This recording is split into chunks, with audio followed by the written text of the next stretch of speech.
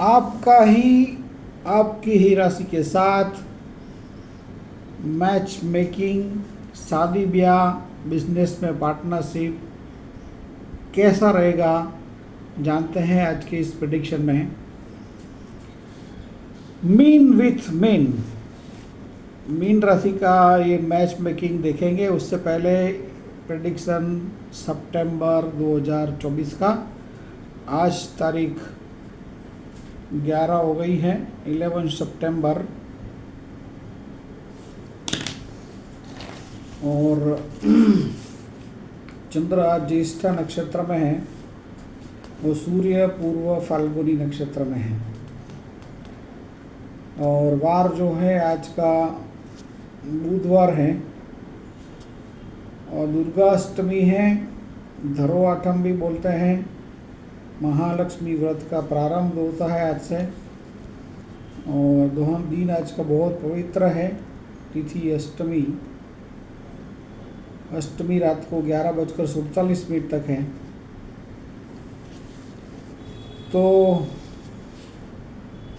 सबसे पहले मीन राशि के लिए बात करनी है तो गुरु ग्रह की ट्रांजिट से बात करेंगे। सितंबर में जो गुरु का ट्रांजिट है ये आपके लिए पराक्रम भाव में है, जो कि आपके साहसिकता में वृद्धि करने वाले हैं। उसमें भी जो मीन राशि है कैसे बनती है फ्रेंड्स, पूर्व भाद्रपद नक्षत्र का चौथा चरण, उत्तर भाद्रपद के 4 चरण और रेवती के 4 चरण, ऐसे मिला के मीन राशि बनती है। अब जो पराक्रम भाव में गुरु चल रहे हैं वृषभ राशि में, ये मृगशिरा नक्षत्र में चल रहे हैं।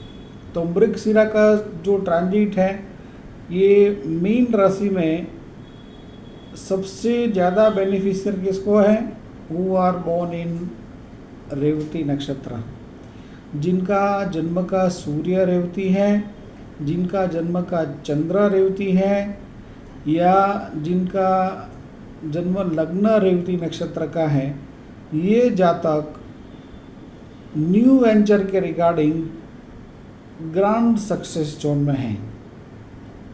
और यदि आप विवाह योग्य हैं तो आपका मैरिज, एंगेजमेंट इत्यादि भी हो सकता है, क्योंकि गुरु आपके लिए सफलता देने वाले हैं। यदि आप कुछ कॉम्पिटिटिव एग्ज़ाम दे रहे हैं तो उसमें भी आपको सक्सेस रहेगा। यदि आपका जैसे बताया कि सूर्य रेवती है, लग्न रेवती है या चंद्र रेवती है, तो उत्तर भाद्रपद के लिए यही ट्रांजिट, जो भी मीन राशि में उत्तर भाद्रपद नक्षत्र में जन्मे हुए हैं, ये जातकों के लिए यही गुरु का ट्रांजिट वध नक्षत्र में है। तो ये स्ट्रेस और तनाव क्रिएट करेंगे आपके भाई बहन या नेबर्स के साथ। और पूर्व भाद्रपद के लिए जो है ये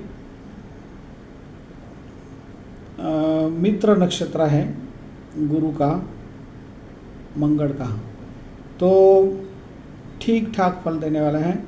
तो आप देख रहे हैं कि राशि आपकी मीन है, लेकिन आपका नक्षत्र बदलने के कारण जो गोचर ट्रांजिट में ग्रह चल रहे हैं उसका फल बदल जाता है। तो नक्षत्र बेस प्रेडिक्शन को समझने के लिए चैनल आपने सब्सक्राइब नहीं किया है तो आपने बहुत कुछ मिस किया है। अब प्रेडिक्शन में बात करेंगे गुरु के आगे सूर्य ग्रह के ट्रांजिट के बारे में। तो सिक्स्थ हाउस में सूर्य चल रहे हैं, जो कि शत्रु विजय करवाने वाले हैं। और गवर्नमेंट में यदि आप काम करते हैं तो आपका मान सम्मान रुतबा आपका बढ़ने वाला है। 16 सितंबर को यही सूर्य राशि परिवर्तन करके चलेंगे 7th हाउस के अंदर। ये स्थान है, ये दाम्पत्य जीवन का स्थान है, पार्टनरशिप का स्थान है। यहाँ पर सूर्य का फल शुभ नहीं है, क्योंकि सूर्य चलेंगे केतु के साथ चलेंगे। तो जिसके इम्पैक्ट में आप सबको खास करके अपने पार्टनर के साथ रिलेशनशिप में केयर करना होगा। और बिजनेस में भी यदि पार्टनरशिप है तो पार्टनर्स के साथ रिलेशनशिप में तनाव ना बढ़े उसका केयर करना होगा। इसमें भी जो भी जातक खास करके उत्तर भाद्रपद में जन्मे हुए हैं ये जातकों को थोड़ा ज़्यादा स्ट्रेस आने की संभावना रहती है। और पूर्व भाद्रपद के लिए तो मीन पूर्व भाद्रपद के लिए तो केतु ऑलरेडी वध नक्षत्र में चल रहे हैं 7th हाउस में। तो सबसे ज़्यादा स्ट्रेस जोन है who are born in Meen Purva Bhadrapada and Meen Uttara Bhadrapada. Revati वाले जो है उनको भी झटका मिलेगा थोड़ा, लेकिन रेवती है वो हाथी है, हाथी को छोटा झटका लगता है तो उसको कोई मतलब डैमेज नहीं होता है। और वैसे भी ट्रांजिट के हिसाब से गुरु सपोर्ट है, रेवती के लिए गुरु साधक नक्षत्र में चल रहे हैं, तो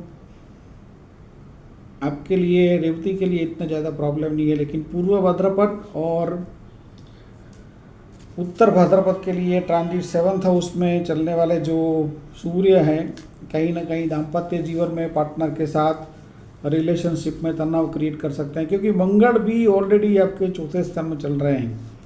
सुख स्थान में चलने वाले मंगल गोचर ट्रांजिट के अंदर 26 अगस्त से मंगल का भ्रमण मिथुन में चालू हुआ है, जो ट्रांजिट अक्टूबर के फर्स्ट वीक तक है।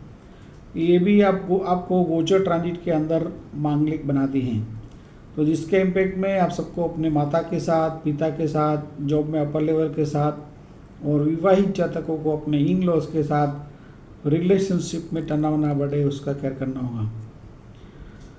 तो इसके बाद मंगल के बाद बात करेंगे बुध ग्रह के बारे में। तो 4 सितंबर से बुध सिंह राशि में भ्रमण शुरू कर चुके हैं, जो कि आपको शत्रुओं के ऊपर, कॉम्पिटिटर्स के ऊपर बौद्धिक विजय करवाने वाले हैं, मैटरनल साइड से लाभ करने वाले हैं।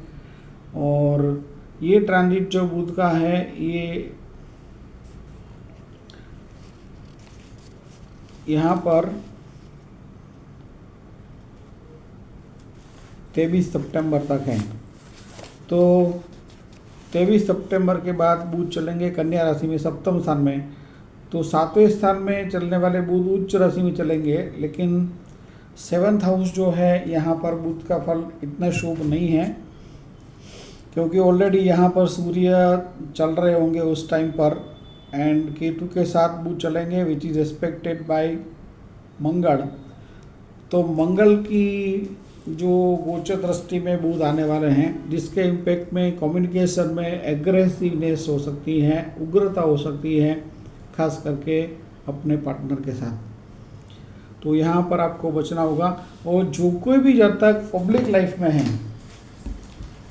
पॉलिटिशियंस हैं और पब्लिक स्पीकर हैं, ऐसे जातकों को तो बहुत केयरफुल रहना होगा। मीन राशि वाले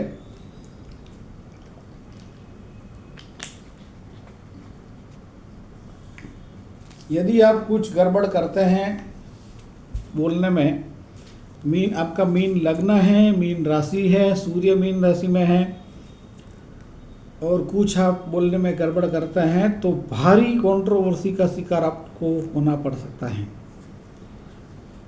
लव मैटर की कारक शुक्र कन्या में है, और 18 सितंबर से शुक्र अष्टम स्थान में जाने वाले हैं। यहाँ पर शुक्र का फल शुभ है। सप्तम स्थान और अष्टम स्थान दोनों के अंदर शुक्र का ट्रांजिट आपके लिए शुभ परिणाम देने वाला है।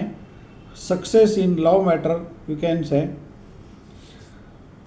तो गोचर ट्रांजिट जो है वो ठीक ठीक चल रहा है। शनि 12वें स्थान में चल रहे हैं, जिसके इम्पैक्ट में थोड़ा सा पारिवारिक समस्या या पारिवारिक समस्या के कारण कुछ फाइनेंस का प्रॉब्लम, क्योंकि दोनों कनेक्टेड हैं। जब परिवार में प्रॉब्लम होगा तो फाइनेंस का प्रॉब्लम होगा ही होगा, क्योंकि यहाँ ये दोनों मतलब एक ही स्थान में से देखे जाते हैं। तो परिवार में शांति रखना बहुत ज़रूरी है। तो शनि की दृष्टि है वो आपकी, इसकी शांति के लिए आपको क्या करना है, हनुमान चालीसा करें, हनुमान जी की मैक्सिमम उपासना करें। और अब बात करते हैं गोचर ट्रांजिट के अंदर। गोचर ट्रांजिट तो ठीक ठीक चल रहा है। राहु आपकी राशि के अंदर चल रहे हैं, जो थोड़ा माइंड को विम्सिकल करने वाले हैं।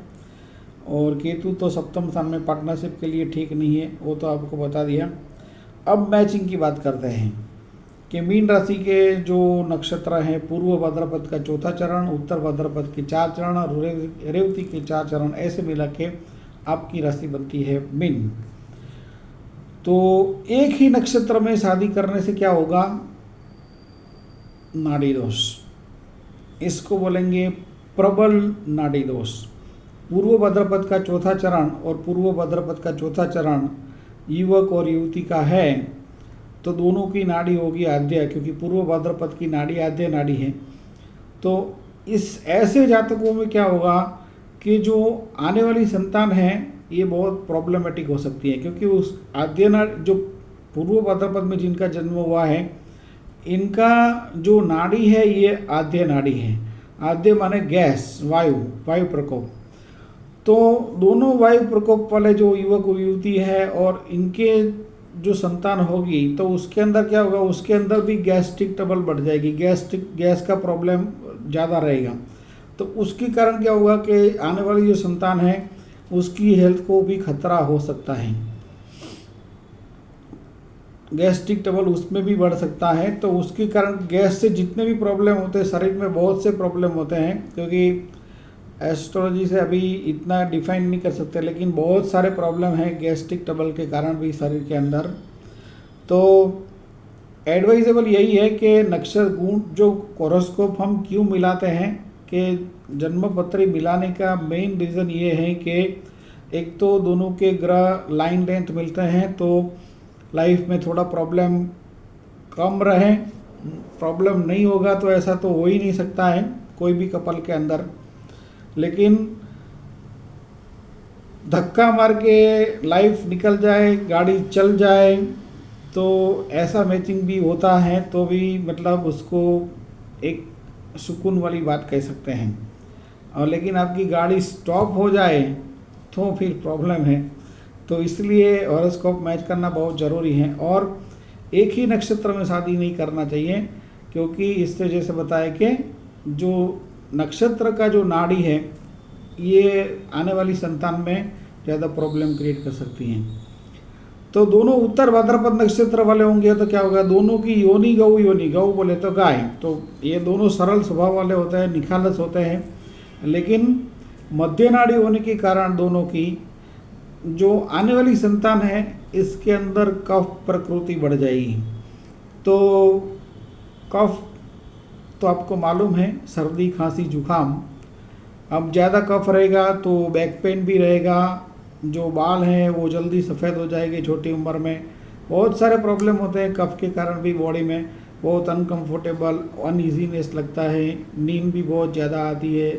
ऐसे इस प्रकार के अलग अलग प्रकार के प्रॉब्लम होते हैं कफ के कारण। तो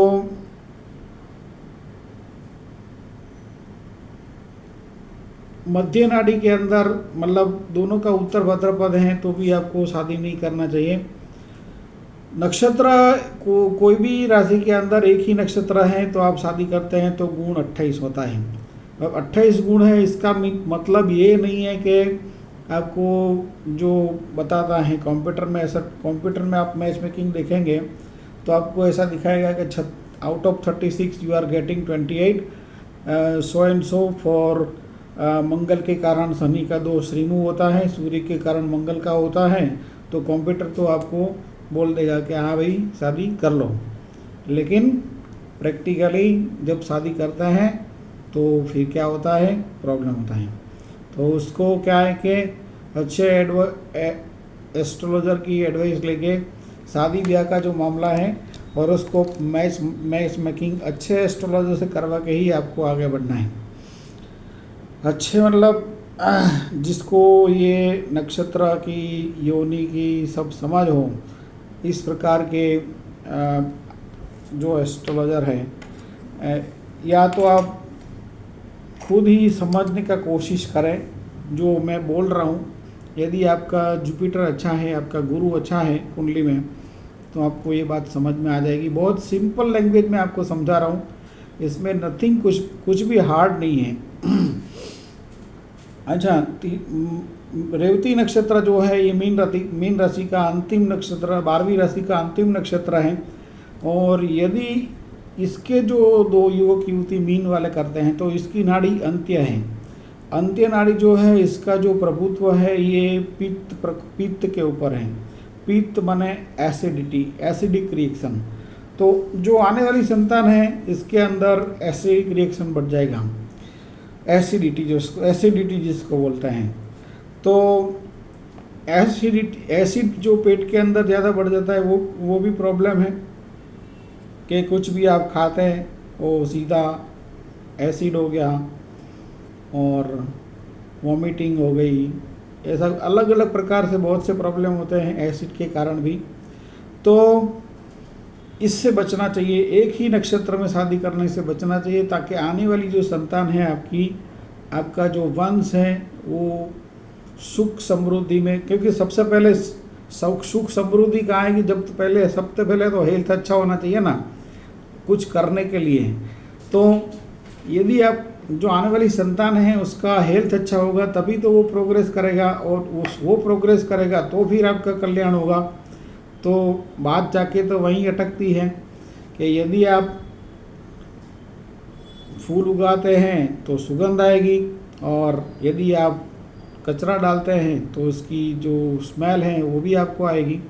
तो समझने की कोशिश करें जो मैं क्या बोल रहा हूँ कि एक ही नक्षत्र में शादी करने से बचे। अब मीन राशि में जो नक्षत्र अलग अलग है उसका मैच करके देख लेते हैं। पूर्व भाद्रपद और रेवती, पूर्व भाद्रपद का चौथा चरण और रेवती। अब यहाँ पर नाड़ी दोष नहीं होता है, लेकिन यहाँ पर होता है योनि दोष।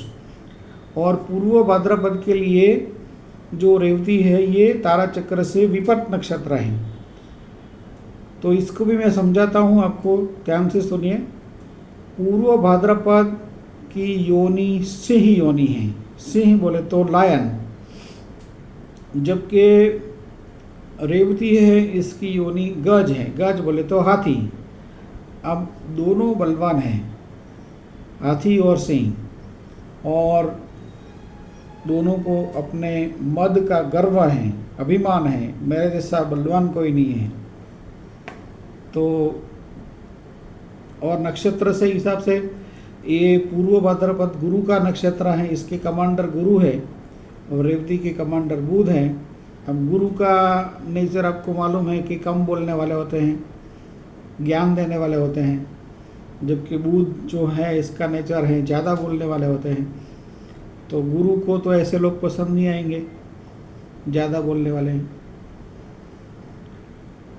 आपने क्लास में देखा होगा सब पढ़े हुए, तो जब टीचर क्लास लेते हैं उस समय पे कोई बच्चे बातें करते हैं तो गुरु को गुस्सा आ जाता है ना, देखा है आपने? 100% देखा होगा। कोई बात करता है, चाहे आप स्टैंडर्ड 1 से देख लीजिए कॉलेज तक, कोई भी ऐसा कैरेक्टर जो क्लास में बात करता होगा गुरु की प्रेजेंस में, जो पढ़ाई कर रहा है उस वक्त, तो गुरु को गुस्सा आ जाएगा। तो फिर साथ रहने की तो बात कैसे बन सकती है भाई, बहुत प्रॉब्लम होता है। और जहर का टेस्टिंग नहीं करना चाहिए। जहर का टेस्टिंग कर सकते हैं कि लो जी ये थोड़ा जहर जीभ पे ऊपर रख लो, मरते हैं कि नहीं मरते हैं। 100% मरना है, मतलब जहर का टेस्टिंग नहीं करना चाहिए। तो पूर्व भाद्रपद रेवती का कॉम्बिनेशन ठीक नहीं रहेगा। अब बोले पूर्व भाद्रपद और उत्तर भाद्रपद, तो ये बेस्ट मैचिंग है। पूर्व भाद्रपद के लिए उत्तर भाद्रपद संपत्त नक्षत्र है, और यहाँ पर नाड़ी का भी कोई दोष नहीं है और योनि का भी इतना कोई दोष नहीं है। तो ये मैचिंग एक्सीलेंट है। और उत्तर भाद्रपद और रेवती ये भी एक्सीलेंट मैचिंग है, क्योंकि उत्तर भाद्रपद गौ योनि है और ये रेवती है ये गज योनि है। तो योनि का इतना दोष नहीं है, दोनों वेजिटेरियन हैं, घास खाने वाले हैं, और नाड़ी का भी दोष नहीं है। तो उत्तर भाद्रपद के लिए जो रेवती है ये संपत्त नक्षत्र है, संपत्त माने संपत्ति देने वाला। और रेवती के लिए जो उत्तर भाद्रपद है ये अति मित्र है, अति मित्र वाले तो मोर फ्रेंड। तो ये मैचिंग एक्सीलेंट रहेगा। तो इस प्रिडिक्शन को आप अपने कोई मीन राशि वाले मित्र हैं, या तो जिनका भी जन्म हुआ है 15 अप्रैल से लेकर 14 मई के बीच में, क्योंकि जिनके भी जन्म के सूर्य रेवती में होंगे उसको भी ये प्रेडिक्शन का असर होने वाला है। तो प्रेडिक्शन सोशल मीडिया के माध्यम से ज़्यादा शेयर करें, क्योंकि ज्ञान को बांटना भी एक पुण्य का काम है। वंस अगेन, चैनल आपने सब्सक्राइब नहीं किया है तो आपने बहुत कुछ मिस किया है।